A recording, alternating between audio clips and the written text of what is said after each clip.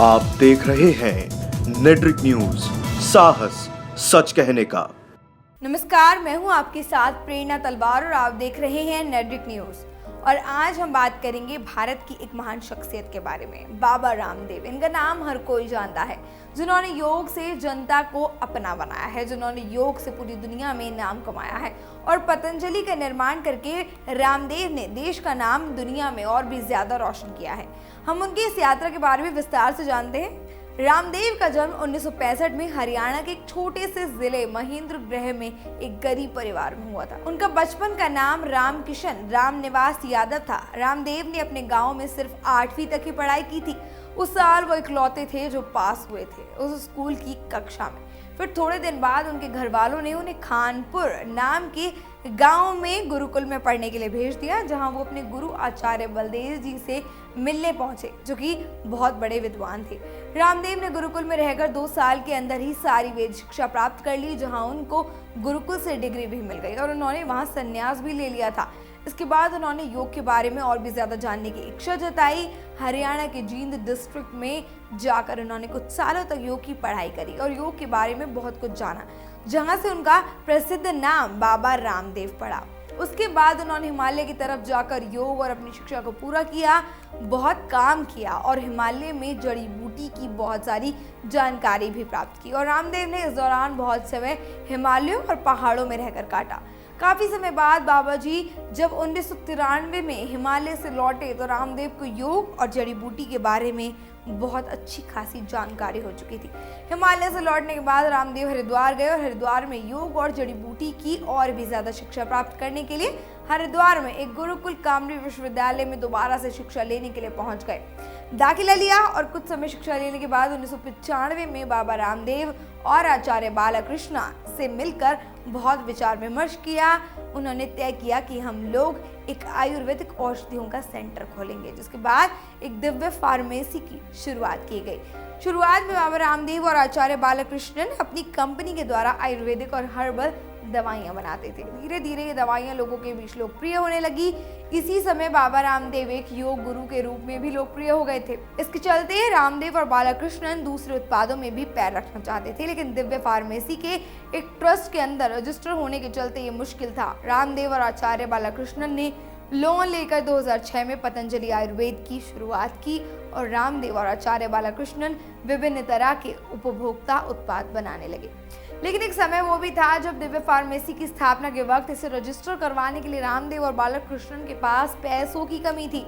1995 से लेकर 1998 तक बाबा रामदेव दवाइयां मुफ्त में बांटा करते थे और बाबा और बालकृष्णन दोनों के पास जड़ी बूटी की जानकारी होने से वो खुद ही कच्चा माल खरीदते, उसे कूटते और दवाइयां बनाकर लोगों में बांटते। बाबा रामदेव ने देश में योगा और आयुर्वेद का प्रचार किया, जिसके चलते लोगों में योग और आयुर्वेदिक दवाइयों के लिए रुचि बढ़ी, विश्वास जगा और लोगों ने इस्तेमाल भी किया और फिर से प्राचीन भारतीय संस्कृति योग और आयुर्वेद की तरफ मुड़ती चली गई।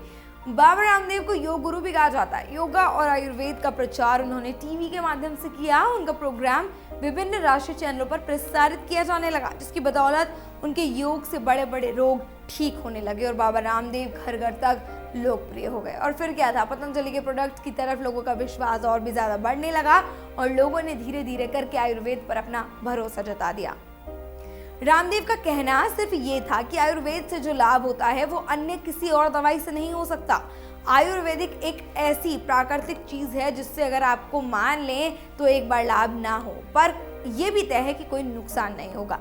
बाबा रामदेव का भारत में आयुर्वेदिक की औषधियों का लाना एक बहुत ही माइलस्टोन साबित हुआ है। बाबा रामदेव ने धीरे धीरे सबसे पहले 2006 में पतंजलि योग पीठ की स्थापना की, जिसके उद्घाटन में राज्य के बड़े बड़े नेता, मुख्यमंत्री आए और पतंजलि को मूल रूप से आयुर्वेदिक का नाम बनाने के लिए बाबा रामदेव ने स्थापित किया था, जिससे लोगों का विश्वास आयुर्वेदिक औषधियों पर बढ़ता चला जाए, क्योंकि उस टाइम बाहर की बहुत सी कंपनियां ऐसी थी जिन्होंने भारत के मार्केट में कब्जा कर रखा था। लेकिन ऐसा किसी को नहीं पता था कि एक दिन पतंजलि इतना बड़ा बिजनेस एम्पायर बन जाएगा और लोगों के घर घर तक जाकर सब कुछ उनकी कमी पेशी को दूर करेगा, हर रोग को दूर करेगा। रामदेव ने धीरे धीरे फिर से पतंजलि योगपीठ का चिकित्सालय, Patanjali agriculture, Patanjali food and park limited और बहुत सारी संस्थाएं खोली पतंजलि के नाम से। इसके बाद तो रामदेव का पतंजलि आयुर्वेदिक का लोगों का विश्वास बढ़ाने लगा। पतंजलि की सफलता में विदेशी बहुराष्ट्रीय कंपनियां किसी चुनौती से कम नहीं थी, क्योंकि बाजार पर बाहर की कंपनियों ने पहले से कब्जा जमा रखा था और इनका कब्जा हटाना ज्यादा आसान नहीं था। लेकिन बाबा रामदेव ने इनके विरुद्ध स्वदेशी का अभियान चलाया। पतंजलि उत्पादों की कम कीमत ने बहुराष्ट्रीय कंपनियों के साथ प्रतिस्पर्धा में अहम योगदान दिया। बाबा रामदेव का कहना सिर्फ ये था कि भारत का पैसा भारत में ही जाना चाहिए, कहीं और नहीं। साथ ही साथ बाबा रामदेव का कहना था कि उनका मुख्य उद्देश्य लाभ कमाना नहीं है, क्योंकि जब रामदेव ने पूरी जिंदगी शिक्षा बांटी तब उनका सिर्फ एक ही मोटो था, लोगों के रोग को ठीक करना, उन्हें रोग मुक्त कराना, आयुर्वेद के दर्शन के खिलाफ। इसके अलावा पतंजलि के मजबूत डिस्ट्रीब्यूशन नेटवर्क और ब्रांड स्ट्रेटेजी का भी कंपनी की सफलता में अहम योगदान रहा है। पतंजलि धीरे धीरे लोगों को समझ में आ रही थी कि हाँ, ये हमारे लिए असरकारक है। ये आचार्य बालकृष्ण और रामदेव की मेहनत का ही नतीजा था और इंतजार का फल था कि आने वाले सालों में पतंजलि ने काफी तेज मात्रा में लोगों के दिलों में विश्वास बना लिया था।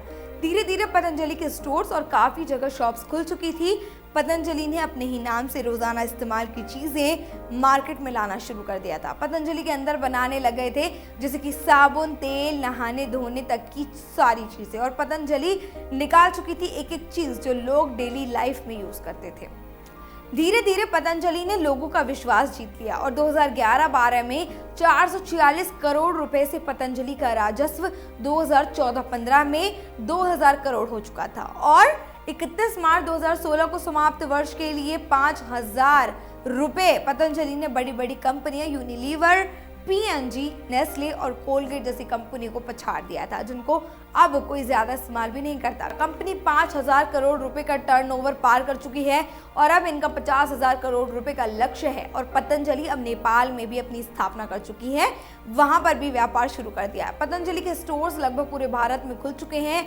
गिनती के 5000 स्टोर पतंजलि खोल चुकी है, जो कि बाहर देशों में भी तेजी से विस्तार कर रहा है। पतंजलि की फ्रेंचाइजी के लिए कितनी लागत है, आइए जानते हैं। पतंजलि फ्रेंचाइजी की लागत छोटी दुकान के लिए 5 लाख से शुरू होती है और मेगा स्टोर्स के लिए 70 लाख तक जाती है। लेकिन ये भी निर्भर करता है कि आप पतंजलि के साथ कौन सा बिजनेस करना चाहते हैं, उसी हिसाब से लागत आती है। पतंजलि स्टोर्स का परिचालन लगभग 25% हो सकता है। पतंजलि के प्रचार बहुत अलग हैं। पतंजलि फ्रेंचाइजी और डिस्ट्रीब्यूटर के लिए एक आवेदन फॉर्म भरा जाता है, इसे ऑनलाइन भी भर सकते हैं और ऑनलाइन जमा भी करवा सकते हैं। पतंजलि के उत्पादों की फ्रेंचाइजी और डीलरशिप कितने प्रकार की होती है, आइए जानते हैं। पतंजलि अपनी कंपनी के साथ बिजनेस करने के लिए कुछ तरीके अपनाती है। पतंजलि वितरण स्टोर, आरोग्य केंद्र यानी छोटे स्टोर्स के लिए आपके पास कम से कम 4 से 5 लाख का बजट होना चाहिए और जगह कम से कम 500 स्क्वायर से 800 स्क्वायर फीट तक की होनी चाहिए। पतंजलि के एक स्टोर से दूसरे स्टोर तक की दूरी कम से कम 2 से 3 किलोमीटर तक होनी चाहिए, जो कि अनिवार्य है। पतंजलि मेगा स्टोर, पतंजलि का मेगा स्टोर खोलने के लिए आपको कम से कम 2000 स्क्वायर फीट में जगह होनी चाहिए, जो कि भारत के प्रमुख राज्यों में होता ही है। और पतंजलि में कम से कम 10 लाख रुपए की जरूरत होती है, जिसमें सुरक्षा राशि के रूप में 5 लाख रुपए जमा किए जाते हैं। 2.5 लाख रुपए जिसमें से डीडी दिव्या फार्मेसी के पक्ष में होते हैं और पतंजलि आयुर्वेद लिमिटेड नई शॉप के पक्ष में 2.5 लाख रुपए आते हैं। और इन्हीं सब औपचारिकता के बाद पतंजलि मेगा स्टोर के लिए आप सक्षम हो जाते हैं।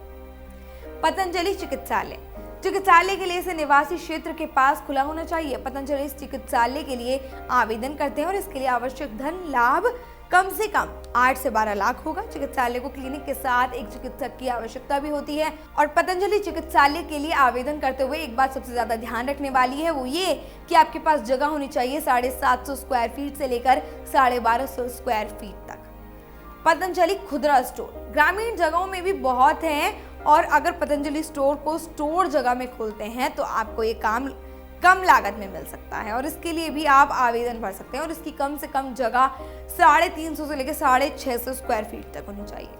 प्रोडक्ट एक्सपोर्ट, प्रोडक्ट एक्सपोर्ट में ये होता है अगर आपका ट्रांसपोर्ट में कारोबार है तो प्रोडक्ट एक्सपोर्ट आपके लिए बहुत बढ़िया रहेगा। पतंजलि के प्रोडक्ट को एक जगह से दूसरी जगह तक प्रोडक्ट एक्सपोर्ट करना भी होता है, जो आप आवेदन भरकर शुरू कर सकते हैं। तो ये थी सारी जानकारी पतंजलि से जुड़ी हुई। आपने जाना रामदेव के बारे में, साथ ही साथ हमने आपको ये भी इन्फॉर्मेशन दी कि अगर आप पतंजलि की कोई फ्रेंचाइजी खोलना चाहते हैं तो उसके लिए क्या क्या प्रोसीजर पे आपको अमल करना होगा। फिलहाल के लिए इतना ही। ऐसी और जानकारियों को जानने के लिए देखते रहिए नेटवर्क। हमारे साथ जुड़े रहने के लिए हमारे YouTube चैनल को सब्सक्राइब करें, साथ ही बेल आइकन को दबाएं। नेटवर्क न्यूज की खबरें सबसे पहले देखने के लिए।